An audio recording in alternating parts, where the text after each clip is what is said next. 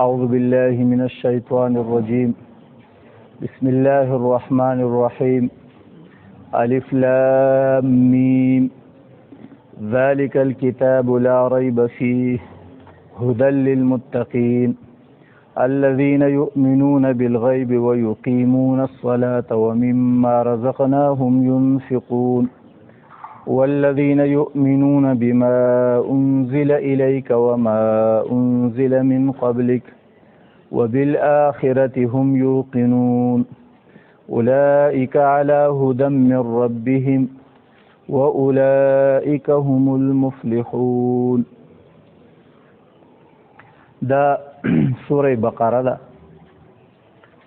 او د هجرت نه پس ډیر موده پورې په مختلفو اوقاتو کې نازلېدونکې سورت دا دی. ډیر وخت پورې د دې آیتونه به نازلېدل او جبرئیل امین به نبی رسول الله والسلام ته ویل چې دا په سورې بقره کې د پلان کې آیت نه پس دا ولیک. نو ډیر وخت پورې نازلېدونکې سورت دی او د هجرت نه پس نازل شوی دی دا سورت بقره. بقره ورته دې وجې نه وایي چې په دې کې وروستو د موسی علیه السلام په قوم کې یو قتل شوی او یو معامله راغلی وه او موسی علیه السلام هغه خپل قوم ته ویل چې تاسو غوا حلاله کوئ. نو هغه د غوا هغه پوره تفصیل خو وروستو را روان دی. نو چونکې په دې صورت کې د دغه غوا واقعه ذکر شوی دی او په عربۍ کې غوا ته بقره وایي، نو دې وجې نه دې ټول صورت له سورې بقره نوم ورکړو. په دې صورت کې دوه حصې دي. دویمه حصه د لیس البر ان تولوا وجوهکم دا د دویمې سپارې نه شروع کېږي د دویم پاو نه تر اخره پورې. په دې کې ټول احکام دي. نو زمونږ اسلامي زیاتره احکامات چې په یو صورت کې راغلي دي هغه سورې بقره ده. نور مدني صورتونو کې محکمات راغلي خو په دې کې ډېر راغلي. نو دویمه حصه احکامات دي او اولنۍ حصه دا د عقایدو په باب کې ده. کوم عقیده خپلول پکار دي. نو د عقیدې د پہچان دپاره د ټول اول د مؤمنانو ذکر دی، بیا ان الذين كفروا سواء عليهم بیا د کفارو ذکر دی، او په دې دویم رکوع کې بیا د منافقینو ذکر دی. نو عقیده به تعالی پیژنې چې کله کوم عقیده چې چا خپله کړي هغه خلک وپیژني. نو مسلمان به تعالی پیژنې چې کله د منافق اوصاف هم تا ته معلوم شي، د کافر اوصاف هم تا ته معلوم شي، نو چې هغه په تا کې نه نو پوه شي چې ته مؤمن. نو د مؤمن علامات هم ذکر کړي، د منافق هم ذکر کړي دي او د کافر هم ذکر کړي دي. نو د عقیدې دپاره د دې درې طبقو پہچان او علامت دا ضروري و. نو په دې اولني دوه رکوع کې هغه ذکر کړو. د هغې نه پسې بیا عمومي خطاب کړی یا ایها الناس اعبدوا ربکم الذي خلقکم. بیا یې تمام انسانانو ته د عقیده د توحید د خپلولو دعوت ورکړی او بیا پې الله خپل انعامات ذکر کړي دي. نو انعامات دا ځمکه اسمان او د هغې سره سره د آدم علیه السلام د پیدایش واقعه او تمامو فرشتو آدم علیه السلام ته سجده کول، دا ټول هغه انعامات دي چې په عموما په ټولو انسانانو باندې دي. نو هم د دې عقیدې د خپلولو دپاره د الله تعالی لوی او بړایي بیان شوې ده. خو بیا د دې صحیحې نه اخوا بیا د بني اسرائیلو سره زیات تر خطاب شوی د یهودو سره. نو د هغې وجه دا ده چې تاسو دا الله ځکه ومنئ چې دی الله تعالی په تاسو باندې عمومي انعامات کړي. او د یهودو تذکرې په دې بنیاد باندې وکړه چې په مدینه کې چونکې زیاتر یهود آبادو او هغه یو آسماني کتاب والا خلکو، نو د هغوی د مایل کولو دپاره او د نبی رسول الله والسلام په نبوت باندې د ایمان راوړو لپاره چې هغو ته کوم ترغیب ورکړی شو، نو هغه ترغیب چې دی نو دا په داسې انداز کې ورکړی شو چې یاره ګوره تاسو خپل تاریخ وپېژنئ. تاسو چې د موسی علیه السلام خبرې کله منلې نو په تاسو باندې د الله تعالی احسانات و چې کله هم د هغه خبرې تسلیم نه کړي نو بیا په عذاب کې وئ. نو اشاره دې طرف ته وکړه که په دې موجوده پیغمبر باندې تاسو ایمان نه وړئ نو تاسو به په انعاماتو کې، او که په دې موجوده پیغمبر باندې تاسو ایمان نه راوړئ نو تاسو به بیا په سزا او په عذاب کې وای لکه څنګه چې د موسی علیه السلام په زمانه کې وای. نو دا ما تاسو ته صرف د دې سورت خلاصه ذکر کړ. سوره بقره دا ډیر لوی برکت لري او د دې ډیر لوی فضایل دي. په یو حدیث کې نبی علیہ الصلوۃ والسلام فرمایي ویلا تجعلوا بیوتکم مقابر، تاسو د خپل کورونو نه قبرستان ما جوړوي. ان الشیطان ينفر من البيت الذي تقرأ فيه سورة البقره، دا مسلم شریف روایت. تاسو د خپل کورونو نه قبرستان ما جوړوي، ولی په قبرستان کې مړی چې له خاموشه پراته دي، نه نفل شته نه تلاوت شته. لہذا تاسو چې دینو تاسو په خپل کورونو کې قرآن تلاوت کوئ، ځکه چې شیطان د هغه کور نه تختی په کم کور کې چې د سورې بقرې تلاوت کی. نو بعضې خلک وایي یاره زمونږ په کور کې بې اتفاقیانې دي، اختلافات دي، بې برکتي ده. نو د هغې د حل کولو څوک وایي یاره په مونږ باندې په دې کور کې جنات دي، کله کله درزا شي، کله کله اواز شي، یاره په مونږ باندې چا کوډې منترې کړي دي، یاره په دې کور کې تعویذونه شوي دي. نو په هیڅ چا پسې د ګرځېدو ضرورت نشته. په دې کور کې یوه ورځ که په یوه ورځ ختم نشي، په دویمه ورځ که په دویمه نه درېیمه ورځ څو پورې چې دا اثرات نه ختم شوي، روزانه د سورې بقرې تلاوت کول پکار. ځکه چې نبی علیه الصلاة والسلام فرمایي چې په کم کور کې سورې بقرې تلاوت کېږي د هغې نه شیطان تختی. نو د دې شیطانانو د ځغلولو دپاره واحد ذریعه هغه سورې بقره ده. بیا به نه د جناتو اثرات نه به جنگ جګړې او دا او دې کې دم نه ده چې هر سړی د یوازې ووایي، بلکې مشترکه تقسیم کې ودې ویلی شي. زمونږ په مدارسو کې الحمدلله د حفاظت دپاره هر سهار سورې بقره ویلی کېږي. نو د هغې دپاره موږ کسان مقرر کړي، شپږ اووه کسان یې هغه حافظ قرآن. نو چې سهار مدرسه کې سورې یاسین ویلی شي، نو هغه طلبه کرام نور سوره یاسین وایي، هر سهار سوره یاسین مونږ وایو مدرسه کې په ټولو طلباو باندې. او د ټول امت دپاره، پوره عالم اسلام دپاره پکې دعا کوو، د مدرسې دپاره، د طلباو دپاره، پوره مسلمانانو دپاره. خو د هغې سره سره دا اووه اته هلکان چې کوم دي نو دا په سوره یاسین کې نه کیني، دیو بهر وځي د مدرسې په ګیټ او غیر چاپېره د مدرسې نه راتاو شي. نو چې په دې ور وځي په دې بل باندې ګیټ باندې راننوځي نو هغه سورې بقره ختمه شوي. دا حفاظتي حصار.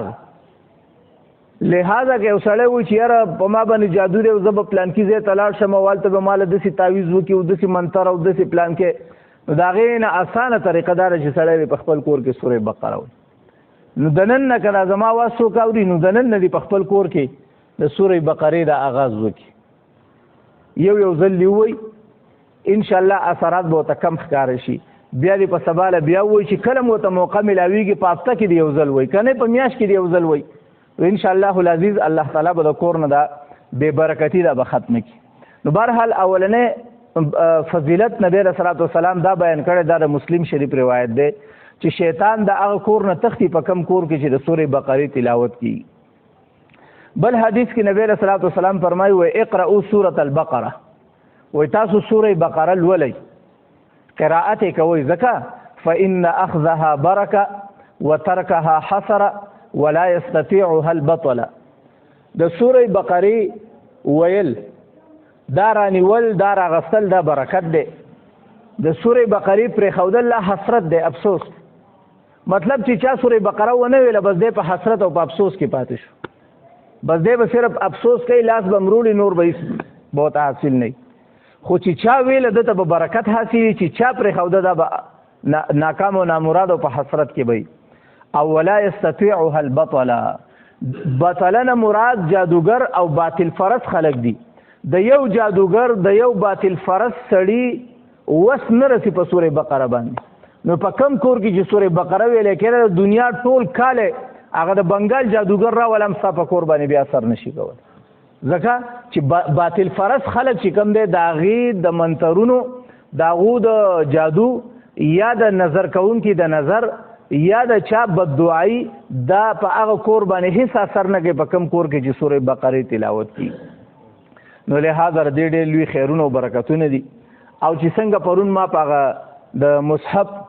د هغه قرآن هغه تاریخي حفاظت په اعتبار سره ما ویلي چې یاره سوره بقره په اول کې د خودو وجه دا نه ده چې د اول نازل شوی بلکې د دې د نمبر یې وایي 87 دی په 87 نمبر باندې دا نازل شوی دی اگر چې پوره شوی په ډېر وخت کې دی خو ابتدا د دې چې کېده نو دا 88 نمبر سورت او دلته د لیکلو وجه صرف او صرف دا چې دا په ټول قرآن مجید کې طویل ترین سورت دی د ټول نه غټ سورت دا سوره بقره ده 286 آیاتونه دي پکې 40 پکې رکوګانې دي نو دومره غټ سورت چې دی نو دا پکې بل نشته د دې سورت آغاز دا د داسې الفاظو نه شوی دی الف لام میم عام طور چې ته الفاظ استعمال کې نو چې الفاظ را جمع کې نو د مرکب الفاظو نه یو معنی جوړیږي لکه ذالک نو ذال لام کاف چې را جمع کې نو ذالک ته جوړ شي ذالک په عربی کې د اشارې لپاره راځي آغا مونږ چې وایو آغا نو په عربی کې هاذا د نږدې لپاره راځي ذالک د لرې لپاره نو دا مختلف الفاظ چې را جمع کې یو معنی ته جوړ شي واحد الف لام میم یاسین الف لام میم را طه دا د حروف دي کدا تراجم هم کې نو د دې نه سمانه نه جوړي نو د دې سمانه ده نو بعضو خلکو د دې د معنی د بیانولو کوشش کړی دی چې یاره د الف نه الله او د لام نه جبريل او د میم نه محمد صلی الله علیه وسلم لیکن دا د یقیني معنی نه دا بعضو خلکو دا معنی دی وجې نه ذکر کړی دي چې یاره دا لفظ بې معنی پاتې نشي لیکن حقیقت حال دا دی او تحقیقي خبردار چې د دې معنی چاته نه ده معلوم نو چې معنی چاته نه ده معلوم نو بیا نو وای دا الله تعالی د خپل خدای ښکارا کولو د پاره د بعضی کلمات لیکلي دي لکه مثال کې طور پر عربو په خپل ژبه باندې ډېر فخر کاو د ځان نه علاوه به نور خلکو ته عجم ویل لکه ګونګیان نو الله وی کتا سو دومره ماهرین عربی د دې معنی راته بیان کړي د دې سمانه کتا سو عربی او د عربو په هر لفظ پوهیږي نو د الف لام میم معنی راته ذکر کړي نو دای صرف او صرف دغه د خاموشه کولو لپاره د ساکتولو لپاره د نازل کړي یو فائدې دغه ده نو لہذا چې معنی نه ده معلوم نو بے فائدې نه دی ګوره بعد یو سړی دا وایي چې معنی نه ده معلوم نو دا خو بیا بے فائدې ښکاري نو موږ وایو نه دا بے فائدې نه دي که معنی نه ده معلوم نو د کافرانو د خاموشه کولو لپاره دا نازل کړي نو دا یو ټول نه غټه فائدہ شو کنه او بل خبره دار چې دا د الله او د نبی صلی الله علیه وسلم په مابین کې راز دی لکه اوس مثلا تاسو یو روري یا بچي او هغه کور ته خطر ولېږي نو چې کور ته خطر ولېږي نو هغه پکې داسې خبرې ولیکي چې په هغه خبرو باندې ټول خلک پوهېږي خو بعضې نیم خبره تا ته کوي او نور کور والا پې نه پوهه کوي نو هغې داسې په راز کې لیکلي داسې اشارتن لیکلي نو په هغه نور خط باندې ټول خلک پوه شي خو په دې راز په دې خبرو باندې هغه یو کس پوه شي چا ته چې خبره لېږلی چې دا زما او ستا خپل د راز خبرې دي نو وایي دا د الله او د نبی صلی الله علیه وسلم په مابین کې د راز خبرې دي موږ له پې صرف ایمان راوړل پکار دي او د داسې قسمه کلماتو په باره کې قرآن وایي وما یعلم تاویله الا الله د دې په تفسیر باندې او په تحقیق باندې خبردار نه دی مګر صرف او صرف څوک یو الله نو لہذا دې وجې نه دا الفاظ بعض ویل دا صورت نوم دی نو د صورت کنومي نو بیا په ډیرو صورتونو په شروع کې الف لام میم راغله د ډیرو صورتونو په شروع کې الف لام را راغله د ډیرو صورتونو په شروع کې ها میم راغله نو بیا به د ډیرو صورتونو به بیا یو نومي نو دیو جنا دا چې مرکب شینو ام د دې سمانه چاته معلوم نه ده او که الف ځان لشي لام ځان لشي میم ځان لشي امې سمانه چاته معلوم نه ده او نه دا صورت نوم ده حقیقت حال د دې الله تعالی ته معلوم ده او مونږ به د دې علم دا به مفوض کو حواله کو د چاته الله تعالی ته جو ما يعلم تاويله الا الله نو الف لام میم الله عالم دې په معنا دي حروف ذالک الكتاب لا ريب فيه وذالک دا یو خبره ذهن کې کیدو چې په عربی کې د نږدې لپاره هاذا راځي او د لري لپاره ذالک لکه اوس مونږ وایو دا زمونږ د پښتو اسم اشاره دا ده دا او لري د پاره وایو هغه نو دا د پاره په عربی کې هاذا راځي او دا هغه د پاره ذالک راځي نو دا قرآن خو نږدې دی نو دې د پاره د ذالک اشاره ولې استعمال کړ چې ذالک الکتاب نو ډېر علماء دا ویلي دا د دې د عظمت د بیانولو د پاره ذالک الکتاب کتاب خو نږدې دی خو دا لرېوالی وته د عظمت د پاره بیان کړی دا هغه کتاب دی هغه مطلب وای دا سړی چې کم دی نو هغه مرتبه والا سړی دی الانکه خواته ناستی خو د هغه د مرتبې بیانولو دپاره لفظ د لرېوالي استعمال کړي. نو دا ذالک د عظمت دپاره بیان کړی چې دا هغه عظیم الشان کتاب دی لا ریب فیه چې په دې کې هیڅ قسمه شک نشته. یو دا دی. او دویم بعضو علماو دا ویلي دي چې په عربی کې خیر دی هذا او ذالک د یو بل په ځای باندې استعمالیږي را استعمالیږي. نو لہذا آسان جواب هم دقه دی. خو یوه خبره چونکې هغه زه صرف دې وجې نه کوم دا ډېر سوال جواب مونږ کوم نه په درس کې خو دا صرف دې لپاره کوو چې بعضې نیم خبره د فایدې نه خالي نه وي. بعضې علما دا وایي چې د ذالک اسم اشاره د ذالک سره چې اشاره شوې ده نو هغه بل څیز ته شوې ده او د الکتاب دا د هغې لپاره خبر دی. نو ذالک سره اشاره پخواني آسماني کتابونو ته شوې چې په پخواني آسماني کتابونو کې په تورات شریف کې په انجیل شریف کې د دې قرآن تذکره وه چې یار په آخره زمانه کې به یو کتاب راځي چې هغې ته به قرآن مجید وي او هغه په پیغمبر علیه صلات وسلام باندې نازلیږي د هغې نه پس به بل کتاب دنیا ته نه راځي بل پیغمبر به نه راځي. نو د ذالک سره هغه پخواني کتابونو ته اشاره وکړه. هغه په پخواني کتابونو کې چې کومه تذکره وه الکتاب هغه تذکره په شکل د دې کتاب کې دا موجود. نو دا لرېوالی په اعتبار د پخوانو کتابونو دی. او یا نبی علیه صلات وسلام باندې چې په اوله کې وحي راله نو نبی علیه صلات وسلام باندې د هغې ډېر بوج. نو الله ته بیا وفرمیل انا سنلقي علیک قولا ثقیلا من خو ان قریب په تا باندې نور درون کلام هم نازلونکي وو لکه د دې قرآن خپل یو وزن دی خپل درونوالی دی خپله سختې ده. نو الله ورته وفرمایل چې زه خو ان قریب نور قول ثقیل هم په تا باندې نازلونکی یم. نو د ذالک سره حق قول ثقیل طرف ته اشاره ده. الله وایي هغه تا ته چې مې ویل چې هغه درون کلام په تا نازلونکی یم نو هغه درون کتاب هغه دا الکتاب دا کتاب لا ریب فیه په دې کې هېڅ شک نشته. نو هلکه چې په قرآن کې شک نشته نو دا ډېر خلک پکې شک ولې کوي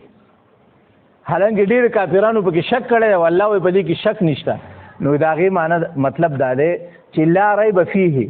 دا محل ریب نه دی. مطلب دا چې په دې کې د شک گنجایش نشته. اگر که په ضد او په عینات د وجې نه پکې څوک شک کوي دا د هغو خپل ذاتي هټ درمي ده. او د هغې جواب بیا وروسته په قرآن کې را روان دی وان کنتم فی ریب مما نزلنا علی عبدنا که تاسو زما په دې کتاب کې شک کوئ او دا وایي چې دا قرآن د الله د کتاب نه دی بلکې دا نبی علیه السلام د ځان نه جوړ کړی جزئی تاسو هم یو صورت جوړ کړئ تاسو هم یو صورت جوړ کړئ. نو مطلب دا دی چې قرآن وایي چې په ما کې شک نشته. الله وایي زما په دې کتاب کې شک نشته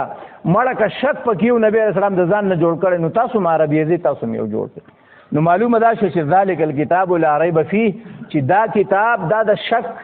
مقام او محل نه دی. که یو سړی پکې شک کوي نو دا به د هغه ذاتي هټ درمي. هدن او هدایت دی د متقیانو دپاره. نو متقیان خو یو ځل په هدایت باندې دي نو دیو دپاره دوباره بیا څنګه هدایت دی. نو یاد ساتئ چې هدن للمتقین معنی دا نه ده چې قرآن یوازې د متقیانو دپاره راغلی دی او کافرانو دپاره نه دی راغلی. بیا خو به کافران دا اعتراض کوي چې الله فرمایي چې دا قرآن هدایت دی د متقیانو دپاره نو موږ یې خو نه یاد کړي چې هدایت دی د کافرانو دپاره موږ پې عمل ولې وکړو. نو دا د دې بنیاد باندې دی چې هدن للمتقین دا متقی صرف او صرف د دې وجې نه ذکر کړی دی چې هدایت خو د کافر او د متقی او د مسلمان د ټولو دپاره دی خو په حقیقي معنو کې د فایده څوک اخلي متقي. لکه یو استاد کلاس ته راشي او سبق خپلو شاګردانو ته وایي نو هلکه وایي دا نننی سبق او دا نننی لیکچر دا زما د هغه سټوډنټانو دپاره دی چې کوم په حقیقي معنو کې سټوډنټ او شاګرد دی. حالانکې شاګردان خو ټول دي خو چې کم قابل او لایق هلک دی نو دا نننی درس د هغې دپاره دی. نو دا نالایق هلک به د کلاس نه پاسي چې نه زما لپاره نه دی نه بلکې په دې سره په دې خبرې سره دا استاد د دې لایقو شاګردانو لایقتوب او د هغې قابلتوب طرف ته اشاره کوي. نو مطلب دا دی چې قرآن خو د پوره عالم دپاره هدایت دی خو فایده ترې څوک اخلي متقیان ترې اخلي. ځکه د متقیانو ذکر وکړو. او یا دا ده چې متقیان دې معنی دا ده چې دا قرآن هدایت دی د هر هغه چا دپاره چې چا خپل کو. نو که اوس متقي نه دی نو آینده زمانه کې به الله تعالی متقي جوړ کړي. نو دې ته زمونږ په علمي اصطلاح کې په اعتبار د ما یقولو الیه. نو مطلب دا دی که کافر دپاره هم هدایت دی او د دې کافر نه په را روانه زمانه کې څه جوړېدی شي متقي جوړېدی شي. نو لہذا دا معنی عمومي شو. نو دا قرآن هدایت دی د متقیانو دپاره. نو لہذا دوه معنی خو ما ذکر کړې خو واضحه معنی دا ده چې دا قرآن هدایت دی د کافرانو د پاره هم چې هغوی نه الله متقي جوړ کړي. داسې ده که نه ده؟ کافر دی په عمل وکړي چې هغه نه به متقي جوړ شي. خو که یو سړی د مخکې نه متقي دی نو د هغې دپاره دا قرآن څنګه هدایت دی. او دا خبره پروني درس کې بیا ما ونه کړه، مایزا سیم دلته را روانه ده. موږ وایو اهدنا الصراط المستقیم، الله موږ ته سیده لار وښیي. نو ګوره دا دعا زم کوم په مانځه کې، تم وی الله ما ته سیده لار وښیي. ابو بکر صدیق رضی الله عنه په شان صحابي چې به موږ کوو هغه به ویل اهدنا الصراط المستقیم، الله ما ته سیده لار وښیي. پیغمبر علیه السلام په خپل هم د سورې فاتحې تلاوت کړی دی، هغه وایي الله ما ته سیده لار وښیي. نو پیغمبر علیه السلام نور سیده لاره کومه غواړي؟ یا ابو بکر صدیق رضی الله عنه کومه سیده لاره غواړي؟ یا ما او تا که مسلمانان یو نو موږ نور سیده لاره کومه غواړو؟ په دې شته باندې خو موږ ولاړ یو. یا که یو سړی متقي دی نو دی خو هم په هدایت دی، نو دا قرآن دی دته نور کم هدایت کول غواړي؟ نو د دې آسان جواب دی. ګوره که یو سړی غیر مسلمه دی او دی وایي اهدنا الصراط المستقیم، الله ما ته سیده لار وښیي، نو د دپاره سیده لار ایمان دی. او که یو سړی ایماندار دی خو ګناهګار دی نو دی وایي اهدنا الصراط المستقیم یا هدی للمتقین، دا قرآن هدایت دی د متقي دپاره. نو د هغې په حق کې د دې معنی دا ده چې الله ما ته سیده لار وښیي، د ګناه د لارې نه مې د اطاعت او د فرمانبردارۍ لارې ته واړې. او چې یو سړی د اطاعت او د فرمانبردارۍ په لاره دی او دی بیا وایي الله ما ته سیده لار وښیي، نو دی په مستحباتو باندې او دغه شان په د نامناسبه کارونو د بچ کېدو دپاره هدایت غواړي. الله په فرایضو خو زه پوره عمل کوم، د حرامو نه خو زه ځان بچ کوم، خو الله په مستحباتو مې راولي او مړه د معمولی چې ګناه نه هم د خواسې فضولیات دي، د فضولیاتو نه ما وساتي. نو د هغه دا هدایت غواړي، هغه دا سیده لار غواړي. او چې پیغمبر دی نو پیغمبر علیه الصلاۃ والسلام د وړي ګناه نه پاک دی. دا زموږ عقیده ده. هر پیغمبر دا د وړي ګناه نه پاک دی او د غټې ګناه نه سره نه کېدی نشي. ولی چې هغه د مخلوق دپاره الله هادي را لېږلی، نو که هغه کې هم د ګناه امکان پیدا شو نو بیا به خلک وایي چې دا کار یې چې کړی دی نو دا یې د فرمانبردارۍ دپاره کړی که د ګناه دپاره کړی. نو لہذا انبیاء علیهم الصلاۃ والسلام دا تمام معصومین دي، د ګناه نه بچ کړی شوي دي، د سر نه د هغو نه ګناه نه د سرزد شوي. بعضې ځایونو کې چې د استغفار نسبت شوی پیغمبر ته چې یاره ته استغفار کوه او الله ته معاف کړي، نو دې نه هغه ګناه نه مراد چې الله تعالی ورته ګناه ویلي، هغه ګناه نه. پیغمبر د ځان په باره کې بعضې خبرې ګناه ګڼي، حالانکې هغه ګناه نه. لکه په روټۍ کې چې کم ټایم تیر شي نو روټۍ خوړل خو جایز دي، خو په دې روټۍ کې چې کم وخت تیر شي نو دام یو پیغمبر د ځان دپاره ګناه ګڼي چې په دې وخت کې مې الله ولې نه یادو. یا د خپل بیبي او بچو سره وخت تېرول دا عبادت دی او دا جایز کار دی، لیکن که یو پیغمبر په دغې کې وخت تیر کړي نو په دې باندې مغه خفه وي دا ټایم رانه ضایع ولې تیر شو. نو دا کم وخت کې چې استغفار یا پیغمبر ته دغه نسبت شوی د معافی، نو د هغې نه دغه څیز مراد دي، هغه ګناه ته نه مراد کومه ګناه چې الله تعالی کمې ته ګناه وایي. نو لہذا انبیا خو د هر قسمه وړې او لوی ګناه نه پاک دي او هغوی نه دا ګناه نه سرزد کېږي او په تمام مستحباتو باندې هغو عمل کوي، د تمام لایاني فضولیاتو نه هغوی بچ او محفوظ دي. نو هغو بیا کومه لار هدایت یادوي، نو بیا هغوی درجات تر درجات غواړي. د الله تعالی په نسب باندې نه ختمېدونکي د مرتبو یو میدان دی. لکه الله تعالی ته د نزدېکت میدان یو لامتناهي میدان دی. ګوره الله تعالی ته یو چې ته ما ته را نږدې کېږي نو ګوره هغه دیوال څه ناستې څه دې خوا ناستې څه دا دي څه دا دي،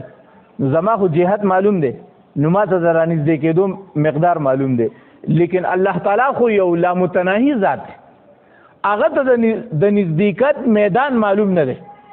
نو لہذا چې څوک څومره ځان نږدې کولی شي نو دومره دا نشي ویلی چې زه ورسېدم.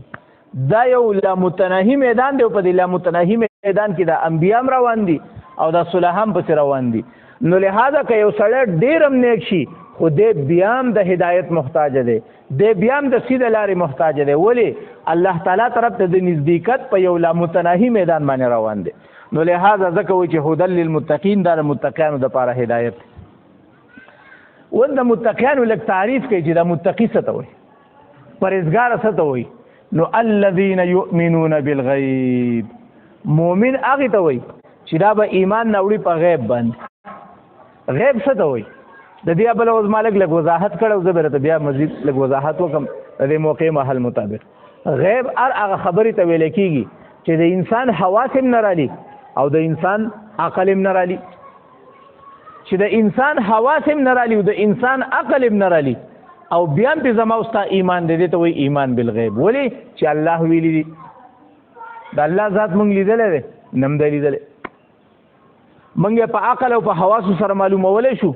په لاس کې رانیوی کېږي نه رانیوی کېږي. په سترګو لیدلی کېږي نه لیدلی کېږي. آثار او د قدرت آثار او د خدای نښې شته په دنیا کې لیکن الله خو برای راست مونږ نه دی لیدلی. دغه شان قیامت، حشر، قبر، دغه شان پولیس ویرات، تله د میزان، جنت، جهنم، دا هیڅ څیز نه مونږ په حواسو په لاسو لیدلی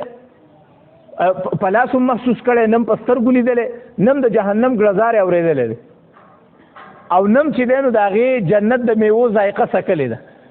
او نه که مونږ ډېر سوچ وکړو عقل وجنګو نو ما لا عین رعت ولا اذن سمعت ولا خطر على قلب بشر. نبی علیہ السلام وایي جنت داسې جنت دی چې نه پورې نه چا اورېدلی دی نه د چا لیدلی دی نه د چا په زړه کې د هغې مطابق خیال تېر شوی دی. د خیالاتو نمبره دی. نو لہذا دا څیزونه نه په حواسو کې راځي او نه په عقل کې راځي او بیا هم پې زما او ستا ایمان دی. ولې چې مخبر صادق هغه خبر ورکوونکی کم خبر ورکوونکی چې د ټولې دنیا رښتونی خبر ورکوونکی دی هغه محمد رسول الله دی. هغه ویلي دي زموږ د هغه په خبره باندې یقین. نو که یو څیز زما او ستا په عقل کې نه راځي یو څیز زما او ستا حواس نه رالي او بیا هم پې زموږ د دې وجې نه ایمان دی چې موږ ته خپل پیغمبر ویلي دي دې ته وایي ایمان بالغیب. دې وجې نه بعضې ملحد قسم خلک هغو دا وایي یاره الله کم دی مونږ ته وښایه. نو که الله موجود وی مونږ به لیدلی وی. دا خو اسانه خبره ده. د هر موجود څیز لیدل دا ضروري نه دي. د هر موجود څیز لیدل دا ضروري نه دي. هوا موجود ده که نه ده نو چا لیدلې ده؟ هوا خو مونږ نه لیدلی. دې ځای نه یو ځل دا خلک چې د فضا ته ځي یا سمندر ته لاندې ځي نو ځان سره خپل اکسیجن وړي. ولې چې هلته دا هوا د اکسیجن نشته. نو اکسیجن په دنیا کې شته خو ما او تا ته په نظر نه راځي. ما او تا ته په نظر نه راځي. یا وایي دا دنیا دا نظام څنګه الله چلی مونږ خو نینو. نو مونږ وایي دا خو اسانه خبره ده عقلي خبره ده. په دې ځای باندې جاز تېرېږي روزانه. نو چې مونږ یې څنګه وینو نو مونږ ته پته لګي چې جاز روان دی. لیکن مونږ پکې پایلټ لیدلی چې ناست دی پکې نم دی. خو هر سړی وایي دا جاز پایلټ روان کړی. نو جاز چلوونکی چې جاز اینو او مونږ سره په خپله دا وایو چې د دې چلوونکی څوک دی پایلټ او مړه که ډرون جازي چې پایلټ نه بغیر چلیږي لیکن هغه هم د کمپیوټر نه بغیر را پاسېده شي چې سړی ورته لاندې ناست دی. کنټرول روم کې چې څو پورې هغې ته سړی نه ناست هغه نه را پاسي.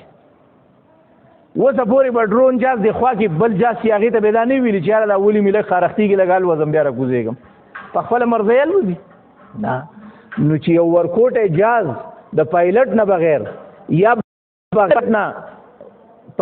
نه بغیر چې کم جازي الوځي هغه د کنټرول روم نه بغیر نشي پاسېدی. نو دا دومره لوی کائنات او دا دومره نور دا څنګه په خپله په نظام کې چلیږي. لہذا د دې خو چې کم دی نو اوس نظایر او دا موجود دي. نو که د الله وجود چې کم دی نو هغه موږ ته په نظر نه راځي لیکن د الله په خدای باندې دلایل چې دی نو هغه موږ ته موجود دي. مخبر صادق یو رښتونی خبر کوونکی موږ ته خبر کړی چې الله موجود دی به زموږ په هغه په خبره باندې یقین. ګوره د دنیا دا خلک دا کم خلک چې خدای نه مني دیو د ساینسدانانو په ګډ وډو خبرو باندې یقین کوي. ولې وایي هغه ویلي دي. نو چې یو ساینسدان یو انګریز یو خبره وکړي او هغه ته مني نو چې محمد رسول الله سلم که به خبره کړي قرآن که به خبره کړي دا څنګه نه مني. داسې پکې منځ کې ولکي پره یاده شوه و یو استاد په کلاس کې لیکچر ورکوو چې یاره زه په دې کلاس کې موجود یم که نه نو سټوډنټانو ته چې او ته موجود یې نو وایي دا دی تاسو ما وینئ ځکه زه موجود یم. نو که الله موجود وی نو ما او تا به لیدلی که نه کم دی. نو زه خو موجود یم نو تاسو ولیدم. نو که الله موجود وی تاسو به لیدلی. هغه ټول سټوډنټان خاموش کړ. نو په دې ټیم کې الله تعالی د نیکانو خلکو په ځل کې اسی و خبره وراچ د دې باطل لپاره الله تعالی اسی او حق پیدا کوي لکه د فرعون د لپاره الله تعالی په هر زمانه کې موسی پیدا کوي و یو صالح او دینی ذهن والا سټوډنټ ناس و هغه پاسه و هغه وی چې الګه زمونږ د استاد عقل نشته دا به عقل نه هغه وی چې څنګه به عقل دی وای که عقل وي موږ ته بخکاره دی کنه عقل کم دی نو بس په دې خبره سره هغه خاموش هغه وی زه واپس خپل خبر عالم مطلب دا چې هر موجود چیز ضروري نه چې په نظر راشي پتا کې عقل شته او نشته نو که پتا کې عقل موږ ته وخایې کنه مخامخ کم دی نو دغه شان چې کم دی نو مطلب دا دی چې د الله رب ذوالجلال ذات چې نو دا موجود دی نو اوس کته وی چې ماته په نظر را وخایه نو هوا موجود دی او تا ته نه ښکاري اکسیجن موجود دی تا ته نه ښکاري دغه شان په دنیا کې ډیر څیزونه دي چې هغه موجود دي او ما ته یې منو امریکا شته نه تالی دل او نه مالی دل ولی خلک وایشته چې مونږ وایشته نو چې د دې خلکو د وجې نه مونږ وایو چې او داسې یو ملک شته نو چې محمد رسول الله وایي چې جنت شته جهنم شته الله شته قبر شته حشر شته او دا د هغه صادق کتاب الله په خپل فرمایي چې انا الله انني انا الله ذا الله يم نو لهدا چې د دنیایي د خلکو په وینا باندې زه خبر رښتونه غنم نو پیغمبري خبره ز څنګه رښتونه نشم غنم دا مخبر صادق ویلي او چې کم خلک وایي چې یاره مونږه الله نه لیدل ځکه نه منو نو هغه ګور عجیب خبره کوي چې کله دیو ډاکټر لاله شي او ډاکټر وته وایي چې یاره ستا په سر درد دی نو ته به دا پیناډال ګولۍ خورې نو د ډاکټر په خبره باندې اعتماد وکړو چې د سر درد لپاره د پیناډال ګولۍ دا چا جوړه کړې ده او دا سر درد ښه کوي دا هغه ته دا ونه ویل چې دا پیناډال ګولۍ چې جوړېده ته هغه ځای کې حاضر وي په دې کې خدای خبر کم مواد اچېلي د سر د درد ټیکېدو په ځای باندې کېدی شي د خېټې د خرابېدو مواد پکې اچېلي نو دی په دغه ټایم کې ډاکټر ته دا نه و چې تا هلته ولاړ وي ستا د مخې دا ګولۍ جوړه کړې ده او یا آیا په دې کې دا ذرات شته او آیا د دې نه پس چې کوم دی نو سر درد به ښه شي که ښه نه شي نو د یو دنیاوي ډاکټر په وینا باندې دی د هغه نه د دلیل مطالبه نه کوي د هغه نه د حقیقت حال چې تا لیدلی که نه دی لیدلی دا تپوس نه کوي او د هغه په قول باندې اعتماد کوي او دغه دوایي د خپل مرض دپاره علاج او شفا ګڼي نو بیا د نبی رسول الله سلام په خبره ولې اعتماد نه کوي چې یاره د بیمارو دپاره علاج د جهنم نه د بچ کېدو دپاره علاج د عبادت بیا و یاره دا چا ویلي دي او د کم ځای نه راغلي دي او زما عقل یې نه مني او زما ذهن یې نه مني نو دغه څیزونه خو ذهن مني او دا نه مني خو بهرحال زه په دې موقع باندې لکه د دې څیز پوره تفصیل نشم بیانولی خو صرف او صرف د دې موقع محل مطابق مې تاسو ته خلاصه ذکر کړه چې که یو سړی وایي چې یاره قبر زما په ذهن نه رالي چې دې کې به عذاب وي دا دوباره قیامت قایمېدل زما ذهن نه رالي نو دی بیا ایمان بالغیب نه بار ایمان بالغیب خو وایي دی ته که اوس تا ته الله وښودو د مشرکینو به نبی رسول الله ته څه ویل وایي ته د الله رسول یې هغه ویل او زه د الله رسول یم وایي زه لاړ شه زمونږ د مخکې او ترقه فی السما زمونږ د مخې اسمان ته وخیجه او هلته نه زمونږ په نوم باندې د الله نه خط راوړه خط کتابا نقرؤه چې داسې کتاب چې مونږ یې لولو اوس نبی رسول او بیا مې ویل چې بیا هم د باندې ایمان نه راوړو خو بالفرض زه تاسو ته یوه خبره وکړم چې که نبی رسول الله اسمانونو ته ختلی وی او د دیو د مطالبې تسلیم کړي وی او د دیو په نوم یې خط راوړی وی نو که بیا دیو ایمان راوړی وی نو دا ایمان معتبر نه و ولی چې دا ایمان په مشاهده و دا ایمان په څه باندې و په مشاهده او معتبر ایمان په مشاهده نه دی معتبر ایمان په غیبه باندې دی مطلب که ستا عقل منیو که نه منیو ته تسلیم کې دی ته وایي ایمان بالغیب که ستا حواس تسلیموي او که نه تسلیموي دی ته وایي ایمان بالغیب اوس مثلا زمونږ عقیده دا ده چې شراب او د خنزیر غوښه دا حرامه ده اوس په یورپ کې په انګریزانو کې داسې بیماریانې خورې شوې چې هغه په دې باندې تحقیق وکړو چې د دې بیماری جړ لدا د خنزیر غوښه نو اوس ډېر انګریزان او غیر مسلم هم د خنزیر غوښه نه خوري او د هغې د یارې نه به هغه ممالکو کې آباد او اوسېدونکي مسلمانانو هم که مخکې د خنزیر غوښه خوړه اوس یې نه خوري نو په دې نه خوړو ورته اوس اجر نه میلاوي ولې چې دوی به په ایمان بالغیب په اعتبار سره دې څیزونه حرام ګڼلي وي دا کار یې مخکې نه کوو اوس دغه څیز په ځان باندې حراموي لیکن د ایمان بالغیب د وجې نه بلکې د خپلې مشاهدې او د خپلې تجربې په بنیاد باندې دا خو بیا ته د ایمان بالغیب نه بار شو نو لہذا ایمان بالغیب دی ته وایي چې کم څیزونه د انسان په حواسو په عقل کې نه راځي او بیا هم هغه مني نو دې ته وایي ایمان بالغیب نو که ته مؤمن نو که تا الله نم دی لیدلی او ته وایي لا اله الا الله محمد رسول الله موږ نه دی لیدلی او موږ وایي لا اله الا الله محمد رسول الله موږ زنکدن نه دی لیدلی چې چا لیدلی هغه شاته حل نه دی ویلی چې کوم سړي زنکدن لیدلی شاته موږ ته ویلي چې داسې داسې چللی هغه لاړو غریب لیکن بیا هم زه زنکدن سخته منم د قبر سوال جواب منم عذاب قبر منم راحت قبر منم پولیس ویرات جنت جهنم تله د میزان فرشتو نظام و اسمانونه و ځمکې دا ټول انتظام منم ځکه چې زما ایمان دی په څه باندې په غیب باندې چې که زما عقل او حواس تسلیموي او که نه تسلیموي زما ایمان بالغیب لہذا الذين متقیان هغه دي چې ایمان راوړي په غیب باندې نو ګوره تاسو به نن نه پس انشاءالله چې دا معنی معلوموي غیب پټ څیز ته نه وایي پټ خو د دې محراب نه شاته لاره ده د منبر ته نو دا خو هم پټ دی نو لہذا دې اوس زه وایم یاره دې نه شاته کرسۍ پرته ده نو دې ته ایمان بالغیب نه وایي ولې دا کرسۍ دا خو د حواسو باندې معلومیږي لږ پسې ورپاسه جو شاته به راته معلوم شي نو چې کم څیز په حواسو په عقل باندې معلومیږي هغې ته غیب نه وایي یو خو زمونږ د پښتو غیب دی یاره ته چېرته غیب شوی وي نو هغه زمونږ د پښتو د اردو غیب ځان لري او د شریعت غیب څه ته وایي د شریعت غیب هغې ته وایي چې کم څیز نه په حواسو معلومیږي او نه په عقل بیا هم پې زما او ستا ایماني دې ته وایي ایمان بالغیب دویم کار بسه کې د ایمان نه پس ویقیمون الصلاة مونځ به قایم او ومما رزقناهم ينفقون او د هغه مال نه چې مونږ ورکړی دی وی خرج کوي هلکه د ایمان نه پس دا دوه عبادت دي بس چې ته څنګه مؤمن شوې نو مونځ به کوې او چې ته څنګه مؤمن شوې نو ته به زکات ورکړې نو آیا د دې نه علاوه ولې روژه به کې چېرته لاړه چې ته مؤمن شوې روژه به نیسې که نه به نیسې چې ته مؤمن شوې حج به کوې که نه به کوې چې ته مؤمن شوې جهاد به هم کوې چې ته مؤمن شوې نو دغه شان صدقات به هم ورکوې په جنازو کې به هم شرکت کوې مړه چې څومره عبادت دی ټول به کوې لیکن ذکر د دوو څیزونو دی د مونځ او د زکات یا ساته چې قرآن یو جامع کتاب دی جامع څه ته وایي الفاظ کم معنی زیات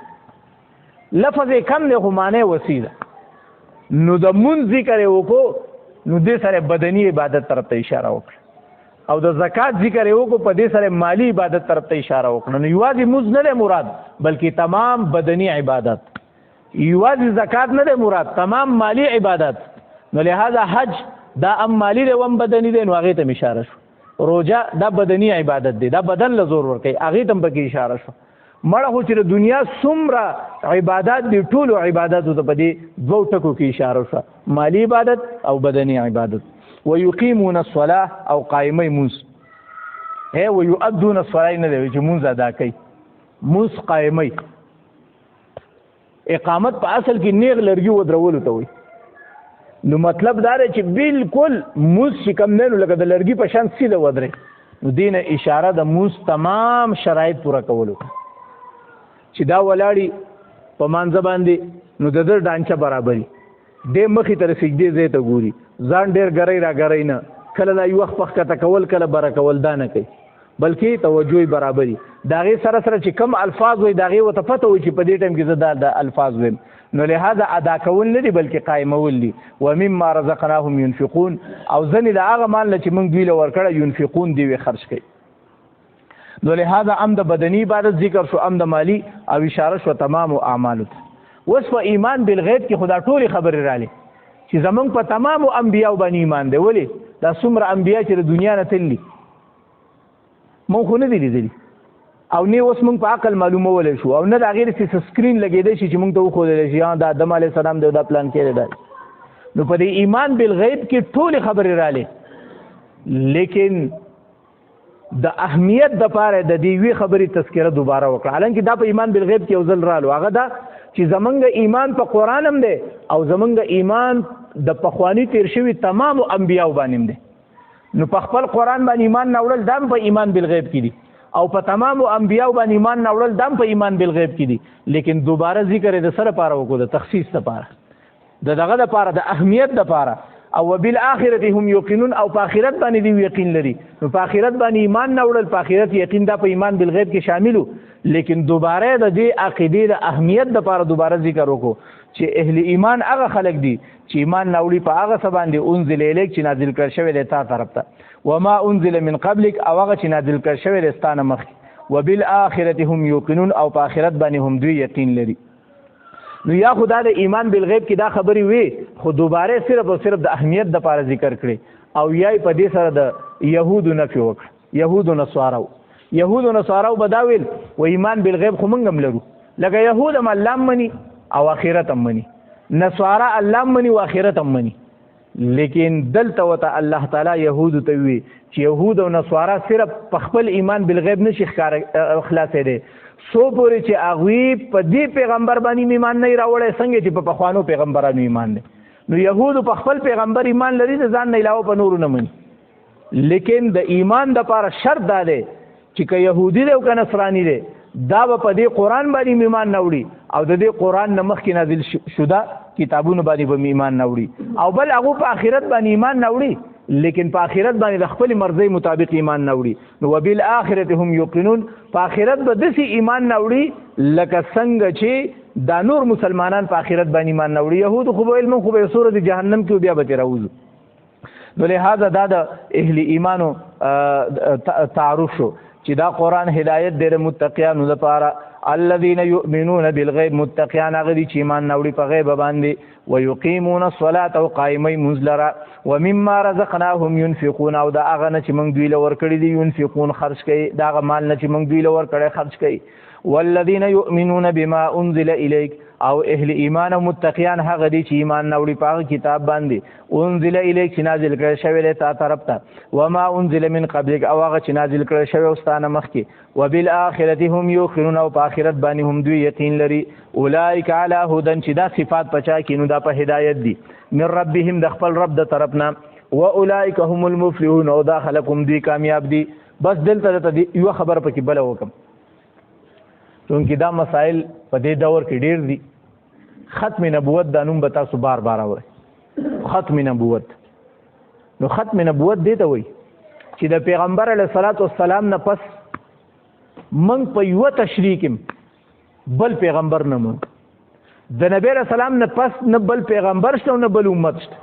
د قیامت د سهاره پورې نبی علیه السلام پیغمبر د دې ته د ختم نبوت عقیده و. د نبی علیه السلام په زمانه کې داسې دروغجن خلک راوچت شوي چې هغوی ویل موږ هم پیغمبران یو. نو اسود عنسی نوم دا د یمن و. نبی علیه السلام د یمن گورنر ته خط ولېږو، وایي د ده علاج ورسره وکړه. نو فیروز دلمي رضی الله تعالی عنه پې حمله وکړه او هغې مردار کړو. نو د دروغجن پیغمبر چې ځان ته پیغمبر وایي د هغې علاج صرف او صرف قتل دی، وجل دی، چې مخ د ځمکې نه به ورکې بس هغه خو ختم شو. دویم مسلمه کذابو، دریم صلیح اسدیو، ایوه زنانه و سجاح. دا درې واړه د نبی رسول په زمانه کې موجود، خو نبی رسول دنیا نه رحلت فرمایي. نو ابوبکر صدیق رضی الله تعالی عنہ چې کله خلیفہ شو، نو د ټول نه اولنۍ فتنه یو د ارتداد فتنه و، ډېر خلک نوي نوي مسلمانان شوي بیرته کافر شو. وایي نبی رسول د دنیا نه لاړ به دا دین ختم شو. یو ارتداد، یو مانعین زکات چې زکات د حکومت لنه ورکو، او دریم دا مرتدی دا دغه دا منکرین ختم نبوت چې یاره مدعیان نبوت. د دې درې وانو خلاف ابوبکر صدیق رضی الله تعالی عنہ ډېر په تیزۍ سره د دې خلاف تحریک وچلو. مانعین زکات هم ځای راوستو، او مرتدینو خلاف هم جهاد وکړ کې متفتح ملاو شو. او د دې ختم نبوت چې کم منکرین او مدعیان نبوت د هغې علاج یې موک. نو مسلمه کذاب دا مردار شو، او دا ښځه چې ده نو د مسلمه کذاب سره نکاح وکړه، سجاح نوم یې نو ډېر د دروغجن پیغمبر سره نکاح وکړه، خو دا بیا په تاریخ کې ورکه کړه چې چېرته لاړه. نو دا ښځه خو الله داسې ورکه کړه. او دا دغه چې و مسلمه کذاب، نو د ده خلاف د صحابو عمله وشوه، او دا مسلمه کذاب د هغه سړي د لاسه مردار شو کوم سړي چې د نبی علیه السلام تره وجلی و، حضرت حمزه رضی الله تعالی عنه، او هغه څوک دی؟ وحشي رضی الله عنه. دا وروسته مسلمان شوی او نبی علیه السلام معاف کړی. دا وی چې زما د لاسه یو بهترین انسان تللی، اوس به د دنیا د ټول نه بدترین انسان زما د لاسه ځي. دا مسلمه کذاب الله تعالی د ده د لاسه جهنم ته رسولی. نو هغه هم ختم شو. طلیحه اسدي خلاف هم ډېر سخت جنگ وشو، خو هغه پکې وتښتېد، وروسته ورته بیا ایمان دوباره نصیب شو. نو معلومه دا شوه چې د نبی رسول الله سلام په ژوندانه کې چې څومره جنگونه شوي، نو په هغې کې ډېر په کم تعداد کې صحابه شهیدان شوي، لیکن دا د مسلمه کذاب خلاف چې کم جنگ شوی دی نو 1200 صحابه په دې کې شهیدان شوي، او 700 صرف او صرف په دې کې حافظ قرآن، او 70 په دې کې هغه صحابه کوم چې په بدر کې شریک شوي. د بدر د صحابه ډېر لوی شان. نو د ختم نبوت د عقیدې د پاره د ټولو نه اولنۍ قرباني د صحابه ورکړي، او په کم دور کې ورکړي چې کم دور کې تازه پیغمبر علیه السلام د دنیا نه لاړ. نو معلومه ده چې دا دومره نازک عقیده ده، او په دې باندې مسلمانانو له دومره غیرت پکار دی چې نبی علیه السلام د دنیا نه پرده څنګه وکړو، بس دا خبرې پیدا شي. او ابو بکر صدیق رضی الله تعالی عنہ د دې لپاره ډېر په چستۍ سره او په چابکدستۍ سره د دې مقابله کړې. بیا په هر دور کې نبی علیه السلام ګوره پیشنګویي کړې ده چې زمانه پس به 30 کذابون كلهم يزعم انه نبي، زمانه پس به 30 کسان د نبوت دعوه کوي. نبی علیه السلام په خپل ویلي، او هر یو به دا وایي چې زه نبی یم. خو ګوره یاد ساتئ چې انا خاتم النبیین لا نبی بعد، زه ګوره خاتم النبیین یم، زمانه پس بل نبی دنیا ته راتلو والا نشته. نو په هر دور کې په څه طریقه باندې چا د ختم نبوت او دغه شان د نبوت دعوه کړې. نو زمونږ په دې دور کې په دې 19 صدۍ په دې ابتدا کې یو سړی را پیدا شو، او هغه لکه 1900 بیا 2000 او که نه په دې اوس چې موږ څنګه 2000 کې روان یو، نو د 19 صدۍ په آغاز کې یو سړی را پیدا شو، او غلام احمد قادیانی نوم یې. دا د سیالکوټ په ډي سي آفیس کې د انګریز سره کلک یو معمولی، خود د طرف فارسی او د عربی د علوم متحاصل، چې انګریز حکومت برطانیې حکومت په هندوستان باندې ډېر حکومت وکړو، خو چې پته ورته ولګېده چې یاره دا خلک چې کم دی نو دا اوس د دوی د عقیده او نظریه بدلول مشکل دي، ولې چې د انګریز خلاف په هغه ټایم کې مسلمانانو جهاد کوو. دی وی چې څو پورې د دوی ته زړه نه دا جذبه جهاد نه ختمه شوي نو دا خلک نه سمیږي. نو دې لپاره ډېر طریقې کار یې هغې جوړې کړې، خو د دې سړي انتخاب یې وکړو چې ته د نبوت دعوه وکړه، او دا کم احکامات او دا کمې خبرې چې زموږ خلاف دي دا بدل کړه. د هغې لپاره دې برطانیې ته وغوښتو، ده ته علوم او دغه حاصل کړو، مراعات یې وله ورکړو، او ده بیا مختلف قسمه دعوې وکړې. یوه دعوې دا وکړه وایي زه اخرنی نبی یم، لکه زه الله بل نوی پیغمبر را لېږلم. نو چې په دې باندې ونه شوه نو بیا یې ویل نه هغه پیغمبر خو نیمه، خو تاسو خو دا منئ چې عیسی علیه السلام به اسمانونو نه بیرته راکوزېږي، نو زه هغه عیسی یم چې د اسمان نه راکوز شوی یم. بیا دې ته واوړېد. بیا یې د هندوانو نظریه خپله کړه. د هندوانو نظریه دا ده چې یو سړی مړ شي نو په 3-4 نسل کې هغه دوباره بیا د هغه روح الله تعالی بل چاته ورغوندي.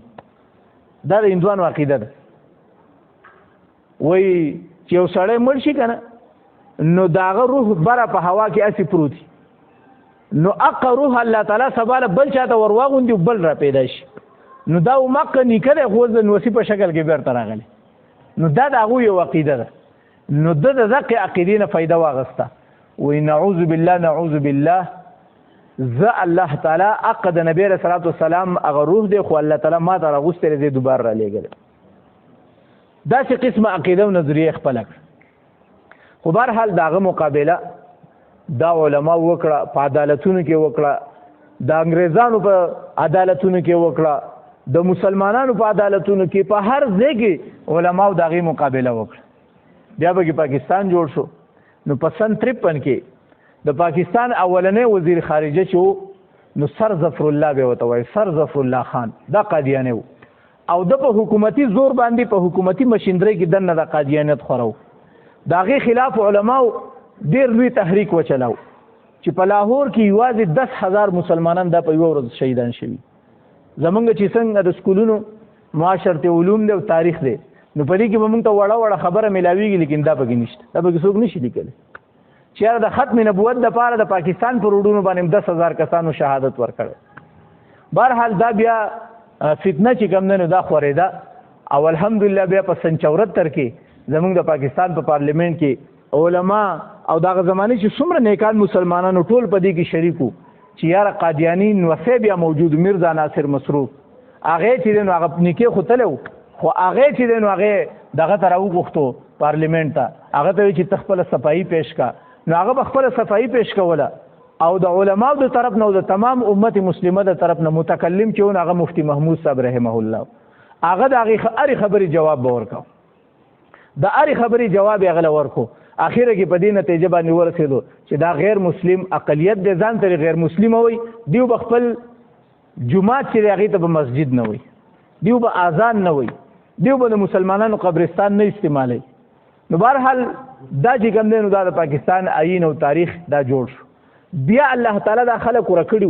خو څه نه څه بیا هم چې کوم دی نو دوی خپله لابي کوي او دغه شان کله کله سر راوچتی. نو د مختلفو مسلمانانو په ذهن کې کله کله اشکال پیدا شي. نو دا زه صرف په هغه بنیاد باندې ویم چې هر مسلمان ته د ختم نبوت عقیده معلومېدل دا ضروري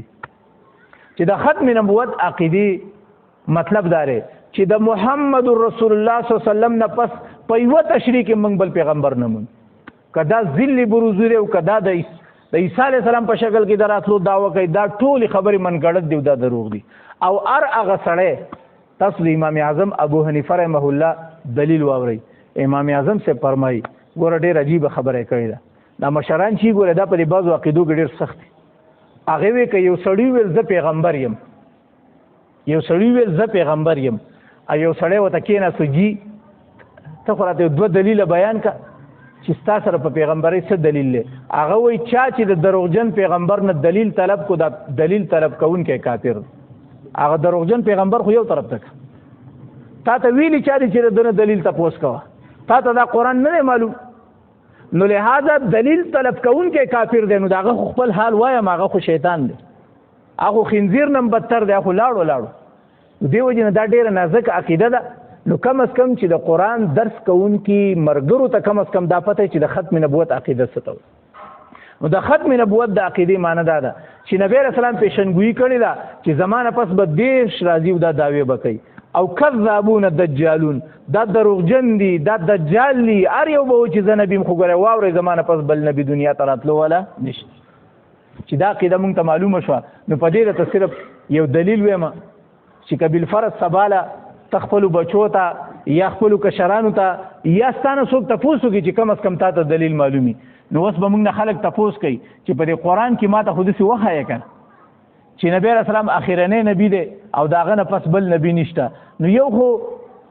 مشهور آیت دی ما کان محمد ابا احد من رجالکم ولکن رسول الله وخاتم النبیین. نبی علیه السلام اخره یو ده. دویم د اولی سپارې پارې اولنۍ پاڼه کې درته زه دلیل ویم. اهل ایمان څوک دی الله وایي دې آیت ته ګورئ والذین یؤمنون بما انزل الیک. مومن هغې ته وایي نبی علیه السلام ته وایي چې په هغه قرآن ایمان نه وړي چې ای پیغمبره په تا نازل دی وما انزل من قبلک، او په هغه پیغمبرانو ایمان نه وړي په هغه کتابونو چې ستا نه مخکې نازلو وما انزل من بعدک نه دی ویلی. اهل ایمان هغې ته وایي چې په نبی علیه السلام ایمان نه وړي او د نبی علیه السلام نه په مخکینو کتابونو ایمان نه وړي. نو که د نبی علیه السلام نه پس بل کتاب وي بل نبي وي نو دلته به د اهل ایمانو په صفاتو کې ذکر کوي. سبحان الله ووایه دا د اولنۍ صفحه کې زموږ سره دا دلیل دی او دا یوازې په قرآن کې نه دی، دا مضمون په قرآن کې 40-50 مقامات باندې راغلی. زه به تاسو ته یم وما ارسلنا من قبلک، هغه پیغمبران چې موږ ستانه مخکې را لېږلي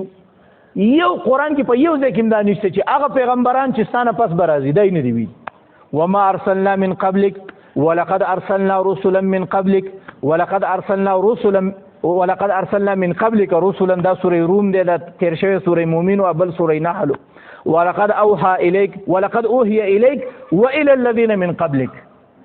تا ته وحی شوی و ستانه مخکینو خلکو ته وحی شوی و. دا سوره زمر دی 30مه سپاره. دای نه دی ویل چې ستانه رستنو خلکو ته به وحی کی. نو رستو دا وحی امکان قرآن مکمل ختم کړي. وكذلك يوحي اليك والى الذين من قبلك. سوره شورى 15مه سپاره. كما كتب على الذين من قبلكم. دا روزه په تاسو فرض ده او تاسو نه په مخکینوم فرض ده. دای نه دی ویل چې رستو به بل پیغمبر راځي دغه په امتیانو بم فرض. او تمام آسمانی کتابونو د محمد رسول الله صلی الله علیه وسلم د محمد رسول الله صلی الله علیه وسلم د نوم پیشنګوئی کړي دا داغه نه پسې د بل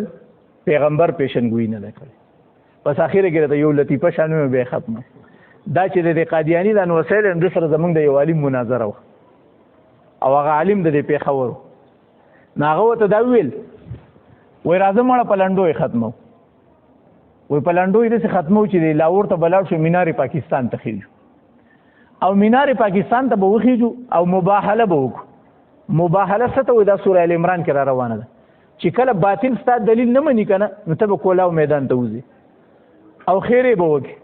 یا الله که زه په حق نو په دا عذاب نازل کی او که زه په نه حق په ما نازل کی او هغه هم د قشن وي. او دا مباهله نبی رسول الله د عیسایانو عالمانو سره کوله. هغه نجران وفد راغله سوره ال عمران کې براشي. نو زمونږ دی عالم د دې قادیانی د وسیته یا د زویته دا مباهله چیلنج ورکو چې بر مینار پاکستان ته بخیجو او اقا زینه بخکته را ټوپ کو او دا به وایو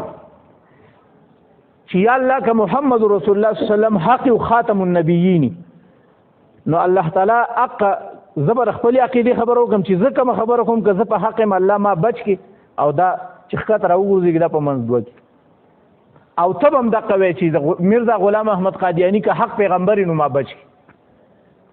وای هغه تیار نشو چې نه خېجم بس. ولې هغه ته پته و چې دا علما دي دا صلحا دي دیو چې سو کی الله تعالی بیا مدد کوي. نو زمونږ د خپل مرګرو د خپل عالم نه تاسو کو چې دا تاسو څنګه سخت خبره وکړه ک بالفرض درس د مینار پاکستان ته خطلې بیا به دې څه کوله. ناغه ویل اولنې خبره خو د خندا وکړه. وای کدا زما څخه خطلې یو خو زه پښتون یم وای دا نو ایله په صحیح موقع دا قضیه می پاستر راچو پرې خو د مینه و چې دا صرف زما زبره خطلې وای دا ټول ملک می د وزګارو. وای بیا به ویلو چې دا ټوپ خبره ته وخت کې نه خبره وي دنګل. وای اول خو می پاستر را گزارو وخت خو که بالفرض دسه موقره نه ملاو شوی وای زماري دا ذات هغه رب هغه ذات می دي قسمی چې محمد رسول الله خاتم النبیین جوړ کړي بالکل مو سره دنګل او زما د الله د ذات نه دا قوي یقین چې زب بچو دا به مردار. نو لہذا د ختم نبوت د عقیده لپاره علما د دلیل په بنیاد او دغه شان د مباهله په بنیاد په هر میدان کې علما چې کوم نه د غي خپل ذمہواری ادا کړي عوام هم کړي. تاسو ته پته چې د 1974 دا صرف د خپل سټوډنټانو د پاره چې زمونږ هر سټوډنټ د کالج یونیورسيټي دا غیرتی سټوډنټ جوړ شي. او 1974 کې چې د ختم نبوت بیل پاس کېدو نو د دې لپاره بنیاد د کالج الکان جوړ شي. د کالج الکان دا چې دینو د کالج په چټیانو کې پریل کې را روانو او چې کله ربوت را رسیدلی کوم چې د قادیانانو سټیشن دی نو الته قادیانانو خپل لټریچر په سټیشن باندې په سواریانو باندې تقسیمو. نو دې سټوډنټانو د کالجی الکانو د هغه ریل کې د دغه لټریچر خلاف احتجاج وکړي وشلو چې دا خو اسلامي مرګ دی. تاسو څنګه زمونږ په مسلمانانو الکانو باندې تاسو د قادیانی لټریچر تقسیموي دا کتابونه وړي وړي دیو دا الکان په نوټس کې واغست. نو دیو چې کم ځای ته تلل الته چې خپل کم تور وکړو چې واپسې کې راتلل نو په حق سټیشن کې وته کسان ولاړو او په حق الکانو باندې حمله وکړه. نو په هغه کې بعضې سټوډنټان شهید هم شو او بعضې پکې زخمیان هم شو. غټه جګړه پکې وشوه. د هغې نه پس ملګیر تحریک شروع شو. د ختم نبوت چې کوم امیرو په هغه ټایم کې مولانا یوسف بنوري صاحب رحمه الله هغې ټول علما ګوره دې کې دم نشته په دې کې چې څومره مختلف سیاسي جماعتونه دي په دې کې دیوبندیانو بریلیان پکې وو اهل حدیث پکې وو هر طبقه فکر هر مکتبه فکر او د هر سیاسي جماعت خلکو هغې کې په دې کې په نره باندې ودرېدلي دا لکه داسې مشري ټیک ده چې علماو کړی ده زمونږ علماو خو په دې پسې شاته دغه چې و نو لکه طاقت او زور دا د ټولو خلکو په دې کې څوک دا نشي ویلی چې دیو کړی ده او دیو نه ده کړی نو د هغې نه بیا چې کوم دی نو دا تحریک جوړ شو او الله تعالی دا ښایسته عقیده دا د عین حصه چې کوم دی نو دا وګرځوله نو بهرحال دا زه صرف د یونیورسټۍ او د کالج د سټوډنټانو ته یم چې موږ له خپل پیغمبر علیه الصلاة والسلام په تعلیماتو باندې د هغه په باره کې معلومات دا حاصلول پکار دي نو لهذا ټیک دی چې علماو تحریک چلولی لیکن بنیاد د دې هر سړی ګرځېدلی د سکول استادان ما په دې باندې یو کتاب کتلی نو په هغې کې بار بار ماسټر تاج الدین دا یو کس دی چې الله تعالی د دنم د ختم نبوت ډېر غټ کار اخیستی دی حالانکې د سکول استاد نو د یونیورسټۍ هلکانو پکې کار کړی دی د سکول ماسټرانو په دې کې کردار ادا کړی دی هغه ماسټر تاج الدین هغه ډېر لوی او بهرحال په هغه ټایم کې چې د پنجاب کوم وزیر اعلی او د 70 او د 74 په منځ کې نو هغه قادیانیت نواز د قادیانیان خوښول نو په هغه ټایم کې د شورش کشمیری چې کومونو مولانا شورش کشمیری دا د ختم نبوت په هغه ټایم کې یو ډېر غټ لیډر نو په پینډۍ کې جلسه وه نو پینډۍ کې جلسه وه نو د ده د ګرفتارۍ حکم چې دی به ګرفتاروئ چې دی څنګه تقریر وکړي به دی به ګرفتار کړي نو هغه چې څنګه راغی شورش کشمیری نو سټیج یې په داسې ځای کې جوړ کړی چې یو خپل ملګری و د هغه د کور مخې ته نو په دې کوڅو کې خو په دې چوکونو کې واړه واړه کورونه نو داسې سټیج یې جوړ کړی او په هغې کې داسې دروازه وه نو دا جلسه چې وه نو دا د شپې وه اوس پولیس ټول ولاړ دی چې شورش کشمیری د ختم نبوت په باره کې بیان څنګه ختم کړي په ټایم کې دا نوم اخیستل ډېر ګران و دا ماحول خو الله تعالی بیا وروستو جوړ کړو چې دی څنګه بیان ختم کړي بس مونږ بیا رانیسو نو شورش کشمیری چې کله بیان ختم کو وایي بهی زه خپل بیان په دې ځای باندې ختموم خو د ختم نبوت یو دلیل درته وایم خو د هغه دلیل په یو کتاب کې لیکلی شوی زه دا کتاب رالم نو فقط دروازه رسې دننه نه وته پر سټیج کې دننه دروازه وه کور طرف ته نو خلک په دې انتظار دي چې اوس به دې کتاب راوباسي په بل طرف وته ویسته تللی دا پولیس په دې انتظار دی چې دی به اوس کتاب راوباسي بیا موږ ته دلیل وایي هغه دې په بل طرف وته نو بس په دې کې کس راغی وایي دعا وکړي زموږ پروګرام ختم شو نو بهرحال یو دا کار کړی چې مولانا طاء الله شاه بخاري صاحب دا هم ډېر لوی عالم دی دم د ختم نبوت دپاره ډېر لوی کردار ادا کړو نو دنه به وایي چا تپوس وکړو چې تمہاری زندگی کہاں گزری وایي هغې وتل چې آدي جیل میں وادي ریل میں په مخه او په جیل کې او د دې تحریکونو لپاره په مخه په ریل کې په سفر وایي زما ټول ژوند وایي چې الله ته پاسم وایي ما ته وایي چې تو نه زندگی کہاں گزاری زه ته چې آدي جیل میں وادي ریل میں نیمه مې په جیل کې تېره کړې ده نیمه په ریل کې نو د هغه د ګرفتارۍ چې کوم دی نو وارنټ و نو د هغې دپاره داسې طریقه وکړه چې فیصله دې دا کړې و دا تحریک والا کسان چې دا بیا ډېر هوښیاري چې څنګه بیان ختم شو نو دای په ځای پرېښود او بل کس یې روان کو د هغې نه ګیر چاپېره تاو شو ناره تکبیر او الله اکبر او پولیس ټول په هغه ځای پسې روان دي او دا یې کې یوازې پرېښود زه خپل څادر په اوږه کړو چې په قلاره روان شو نو خلک خو په هغه مشر پسې خو ناره تکبیر والا ور رواني مشر نه خو خلکو لاس تاو کړي نو دوی بل کس نه لاسونه تاو کړي بل کس ته یې چغې والي پولیس هغې ته ولاړو چې کله رڼا ته شو چې ویې کتل کس بدل و بل څادر په اوږه کړه په بل طرف تللی نو بهرحال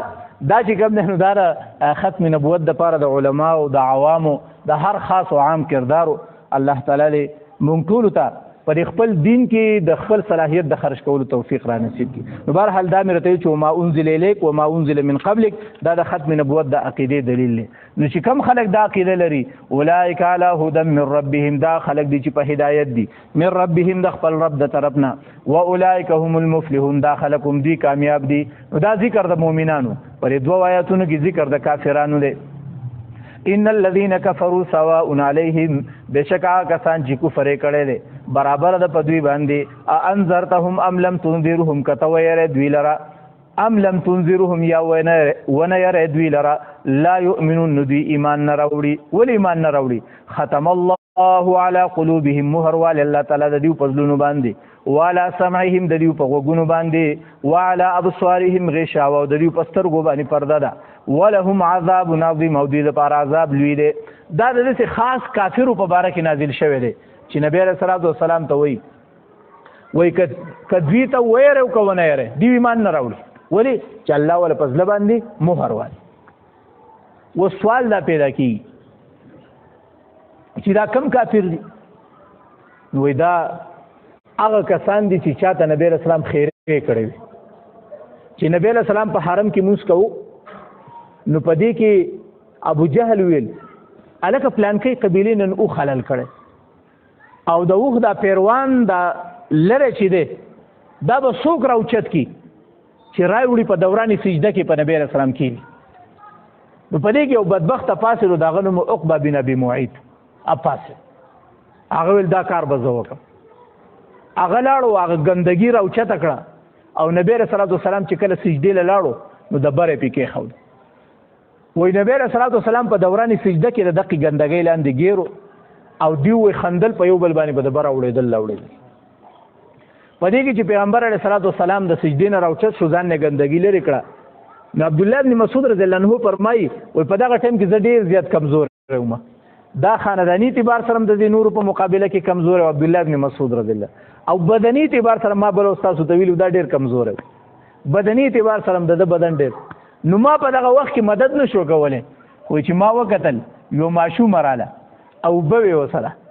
او وبوي وي نبی رسول الله ته وبور واچولې نبی رسول الله والسلام چې په خاور کې ډوب پاتې شو نو خپل مخ مبارک وینځو لاس وینځل او هغه ماشومي د کافرانو ته بد ردی ویلي د خپل وي ما ته پوسوګ چې دا څوک ده و چې دا د پیغمبر علیه الصلاۃ والسلام لور فاطمه الزهرا رضی الله عنها او د خپل پلار سره په دغه وخت کې د پلار دفاع وکړ وای ما ته ډیر زیات افسوس ملاو شو چې کاش په دې ټیم کې ما ته قوت وي نو په دغه وخت کې نبی رسول الله لاس اوچت کو او د دې کسانو نمونه واغسو خیره وته وکړه الله دې برباد کړي پلان کې الله برباد کړي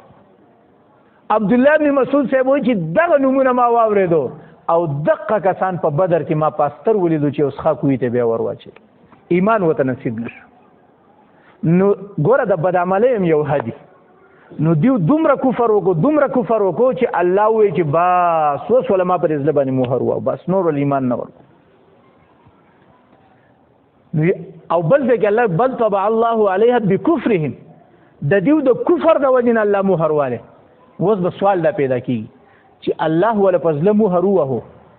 نو دیو ایمان نه وړي شي نشي نو چې الله ولا فضل مهر وهو دیو ایمان نشي راوړي نو بیا الله جهنم ته ولې وراشي ولې چې مهر خو په ولا الله وهو دا سوال تقديري سوال نو داغي جواب قرآن په خپل وکړو الله په ولا په ابتدا کې مهر نه دیواله الله په نتیجه مرتب کړي چې طالب غلطه پرچه وکړي نو فیل کول له استاد کار دی کنه نو چې بیا فیل شي نو استاد فیل کو کنه د الګ بخپل ځان فیل کړي نو لہذا د بدعملی دوه اثر دي د بدعملی یو اثر دا دی چې بدعمل سره به الله جهنم ته اچي او د بدعملی یو اثر دا دی چې په دنیا کې ته الله تعالی د نیک اعمالو توفیق وچته ګوره دا ډېر سخترینه سزا ده تاسو نه دی اورېدلی چې سړی یو مونځونه کې پزله یو ټکه چې دوونه کې دسي نورو بل وزیر ازله تور شي نو د دې بیل مازی د وجنه د مونځ د نکولو د وجنه ته الله تعالی توفیق وچت کی نو د دوینم الله تعالی توفیق وچت کو خدا توفیق چې ته الله وچت کو دای دی په اول ورځ وچت کړو کنه سوخ مهلت ور کړو نو چې دیو په دې کفر کې دې حد ته ورسېدو په کفر کې دې حد ته ورسېدو چې یو پیغمبر باندې ګندګي وراچي او خان دی وته نو الله تعالی ول باس پتا سو باندې نور زما د ایمان دروازې باندې نو لہذا څوک دا نشي ویلې چې یاره دا د الله د انصاف نه خلاف چې الله په مهر وهو نو بیا جهنم ته ولې وراشي نو الله په اول ورځ باندې مهر نه دیواله بلکې دا مهر د دوی د حد درمۍ د دیو د زید د دیو د کفر د دیو د بدبختی د تمامو حالاتو د جایزې نه پس په الله تعالی دا مهر وهو نو یو سزا د آخرت ده یو سزا د دنیا ده نو دیو ته په آخرت کې سزا ملاويږي په دنیا کې خو ګوره د ځله لپاره د مهر لفظ استعمال کو او د غوږ د پاره د مهر لفظ استعمال کو مطلب په زله مهر واله شي نو هر طرف نه بند په خوانه چې به خلکو خط ولیکو وسم د وفاق زمونږ د پرچې راځي نو دا سل بند دي سل نو مطلب دی کې دنه نه څوک سیز وردن نه کولی شي نه را بار کولی شي نو دقه شان چې د دیو د زله باندې سل واله شو بس بیا بند د یو طرف نه متصیز نه راننوځي په غوږ باندې چې سل بند مهر واله شو سیز ورته نه راځي نو د زله او د غوږ دپاره د مهر لفظ استعمال کو او د سترګو دپاره وی پرده ده دی قرآن زه تاسو سره د قرآن د بلاغت ویم چې د موقع محل مطابق الفاظ استعمالوي دا داسې کتاب نه دی چې کوم ځای کې ولکن لا یعلمون دی او کوم ځای کې لکن لا یشعرون دی نه د یشعرون دپاره به ځان له موقع او محل د هغې به ما قبل سره مناسبتي د یفقهون دپاره به ځان له د هر لفظ ځان له ما ته ګوره زله د مخامخ خیالات راکاږي که د هر طرف زله د هر طرف لکه اوس مثلا زما زله دی نو دا د هر طرف خیالات راکاږي د دې طرف هم او دې طرف هم او دې طرف غوږ مخامخ خبرې اوري که د شاته نه موري شاته نه موري د ښی طرف نه ګس او سترګې دا صرف مخامخ ګوري نو سترګې چې کوم نو دا صرف مخامخ ګوري دې لپاره د پردې ذکر وکړو چې بس د دې په سترګو باندې پرده نو بس سترګو باندې پرده راوایي لیکن دا زله او دا غوږ دا د هر طرف نه خبر راکاږي نو دې ته د پردې او د دې دا په پردو نه رامنې کېږي نو ځکه دلته د دې لپاره د مهر لفظ استعمال کو بس دا بند کړه نو که د هر طرف راځي بند د زله باندې مهر ووه که د هر طرف نه خیال راځي بند نو زله او غوږ دای لپاره د مهر لفظ ځکه استعمال کو چې هر طرفه استفادې نه دا منع شي او د سترګو دپاره صرف د پردې ذکر ځکه وکړو چې شاته خو سترګې هسې نین ښی طرف ته هسې نه ګوري ګس طرف ته هسې نه ګوري نه ښکاري ورته اوس مخې ته بې پرده راواچوه خبره ختمه شوه نو بهرحال دا کافران چې کوم دي نو ان الذین کفروا بشکا کسان چې کفر یې کړی دی سواء علیهم برابر ده په دوی باندې انذرتهم ام لم تنذرهم که ته ویرې دوی لره ام لم تنذرهم یا ونه یې دوی لره لا یؤمنون ایمان نه راوړي دې کې یوه خبره خیال ساته د دې آیت د نازلېدو نه پس هم نبی علیه السلام دوی ته دعوت او تبلیغ نه دی منع کړی لکه دا یې نه دی ویلي چې ته ورته اوس دعوت مه ورکوه ځکه چې قرآن دا وایي چې که ته دیو یری او که نه یری نو د دیو په حق کې مفید نه دي لکه دیو به تی فایده نه لي نور که ته دعوت ورکې دا یې نه دی ویلي چې نبی علیه السلام چې په تا برابره ده که ته یری او که نه یری مطلب دا دی تا ته فایده نشته نو نبی علیه الصلاة والسلام ته دا نه دی ویلي چې تا ته د دعوت او د تبلیغ فایده به نه میلاویږي دیو ته به د دعوت او د تبلیغ فایده نه میلاویږي ایمان نه راوړي نور تا ته به د خپل جهد او د خپل محنت اجر میلاویږي نو ځکه ویل سواء علیهم دا غو په باندې والا سمعهم د دیو په غوږونو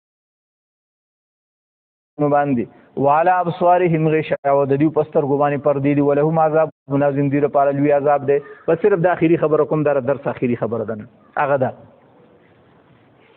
چې د تقدیر په اعتبار سره دا خبره خو ما وضاحت وم کو ان شاء الله خو زه بیا خلاصه کې ذکر کوم بعضی خلک د الله تعالی په تقدیر باندې دا اعتراض کوي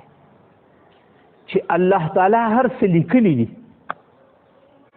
ستا کفر او ستا اسلام ستا جنت ستا جهنم هر څه الله د مخکې نه لیکلی او د الله قول او د الله لیکل دا نه بدلیږي نو چې دا هر څه په ازل کې لیکلی شوي دي نو په دې کې د کافر ته څه ګناه ده یا یو سړی چې کوم دی نو هغه په هغه پسې دا لیکلی دي چې دا به رالګي او دا ګناه به کوي نو دې کې د څه ګناه ده دا خو لیکلی شوي دي ځکه دا کار وکړو یا دا سړی به دا قتل کوي نو دا خو لیکلی شوی دی نو دته څه ګناه ده نو داسې خلک هم شته چې هغه په دې اعتبار سره د الله د تقدیر په باره کې د خلکو په ذهنونو کې شکوک شبهات پیدا کوي واوره الله تعالی چې انسان پیدا کړی انسان له اختیار ورکړی نو که انسان کفر کوي دم په خپل اختیار سره کوي که انسان ګناه کوي هم په خپل اختیار سره کوي او که انسان نیکی کوي هم په خپل اختیار سره کوي ځکه خو الله تعالی انعام ورکوي جنت ولا ورکوي پاتې شو مخکې لیکل نو د مخکې لیکلو د وجې نه الله مخکې لیکل دي نو د الله د لیکلو د وجې نه د ده په اختیار کې څه کمی نه دی راغلی زه به تاسو سره دی مثال ویم نو تاسو به پې پوه شئ. الله خپل بندگان پیژني که پیدا کړي دي چې کومې نه دي پیدا ټول پیژني چې دا به زه پیدا کړم خو خدای خبر کړه دی صحیح خپل اختیار صحیح استعمال کړي. نو په دې خبره به تاسو والا پوه شئ. زه تاسو ته خبره وکړم. یو استاد دی او د هغه سره په کلاس کې سټوډنټان او کالجیان هلکان دي او دا استاد او سټوډنټ دا مثال زه کوم چې دا زمانه چا تپوس کړی دا اعتراض هغو ته کالج کې چا کړی یو پروفیسر به سبو نو دا جواب ما غله په دې انداز کې ورکړو نو ځکه زه تاسو په دغه انداز کې کوم.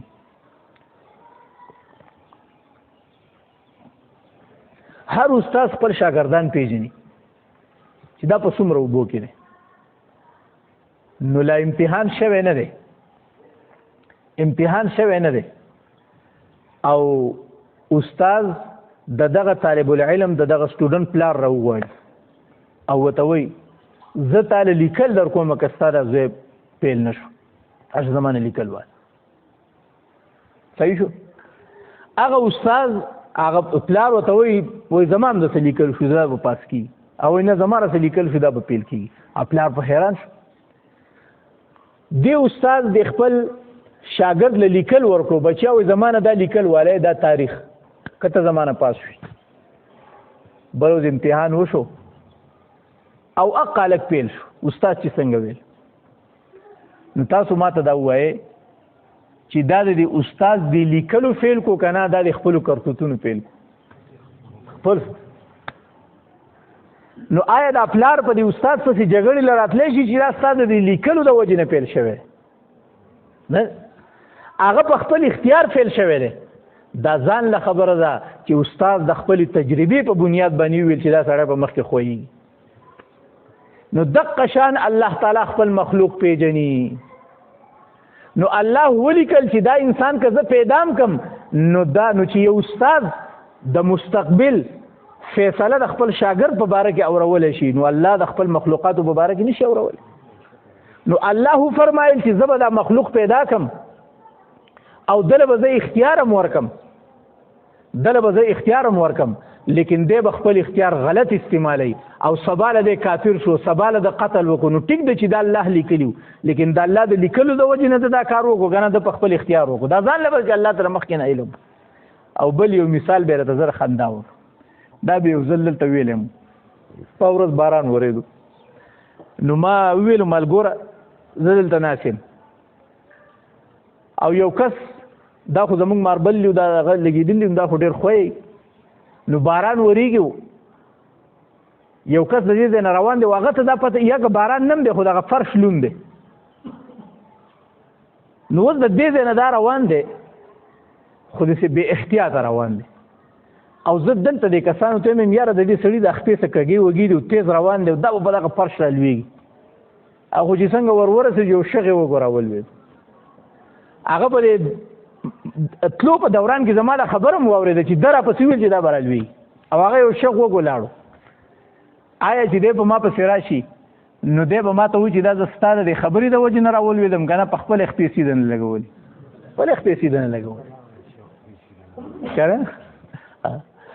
نو لهذا زما دا چې دی نو ما هغه احوالو ته وکتل چې د ماربلو لونوالی او د دې سړي دا بې احتیاطه قدمونه دا به یو ځل دی خویی نو چې زه پیشنګویي کولی شم او هغه صحیح ثابته شوه نو احکم الحاکمین ذات چې د مخکې نه کوم لیکل کړي دي نو هغه خپل مخلوق دا کرتوتونه نه پیژني. نو لهذا که الله په ازل کې لیکلي دي بیا هم د دیو کفر اختیاري دی بیا د هر انسان ګناه اختیاري ده. دا الله ته پته و چې دی به دا کار کوي نو د الله د لیکلو د وجې نه ده چې دی نو دا کار نه دی کړی بلکې دا کار د په خپل اختیار کړی دا ځان نه خبر ده چې الله تعالی ته مخکې نه د دې خبرې علم. ځکه دقه شان دا خلک هم دي چې د دوی کفر هم چې کوم دی نو دا د څه په بنیادو د ابتدا نه پې الله تعالی د کفر دا دغه مهر چې دی نو دا پې نو لګولی بلکې د دیو د بد عملو د وجې نه او په کفر کې د حد درجې نه د وتو د وجې نه دیو باندې الله تعالی دا مهر ولګو. نو بهرحال د ابتدایي آیتونو کې د مؤمنانو ذکر په دې کې د کافرو دی. ان شاء الله د روانه رکوع کې بیا د منافقینو باس نو له ګوګد دی په دې باندې بل سبق بس کو دا آیت ترجمه تکم ان الذين كفروا بشکا کسان چې کفر کړي سواء علیهم برابر د پدوی باندې انذرتهم کتوی ردوی لرا ام لم تنذرهم یا ونه ردوی لرا لا یؤمنون دی ایمان نه راوړي ختم الله علی قلوبهم صرف د دې ټکی معنی ته وایم دارنه پکې وختي پاتې شو انذار یو تخویف پیغمبران خپل قوم چې یری کنم د غیله لپاره د تخویف لفظ نه استعماله انذار هغه يرولو ته وای چې پای کې خیر خواهی هر پیغمبر خپل امتی د سی یری د الله د عذاب نه چې پای کې خیر خواهی لکه مور او پلار خپل بچي وهیم قاریږي موته بندیم دروازه پسې بندي خو په دې يرولو په دې وهلو کې څه شي خیر خواهی چیرې ته خرابېږي ایو دشمن کې چې هغه سره هغه کې خیر خواهی نه خو بس تعالی سزا درکې تکلیف دل درکې نو دیو جن نبی رسول الله والسلام کده قریش سره په سخت خبرې کولې یا په نرمه کولې یا کله دغه خلاف jihad کې تور راوچته کړی نو په دې ټولو کې خیر خواهی پرته نو لہذا کړه دیو سره ته خیر خواهی وکړو کوونه کې لا یؤمنون دی ایمان نه راوړي ختم الله على قلوبهم نمهر ولا الله تعالی د دیو پزلونو باندې وعلى سمعهم او د دیو په غوګونو باندې وعلى ابصارهم غشاوه د دیو پسترګو باندې پرده ده ولهم عذاب عظیم او د دې لپاره لوی عذاب دی سبحانك اللهم ربنا ظلمنا انفسنا وإن لم تغفر لنا وترحمنا لنكونن من الخاسرين اللهم ربنا آتنا في الدنيا حسنة وفي الآخرة حسنة وقنا عذاب النار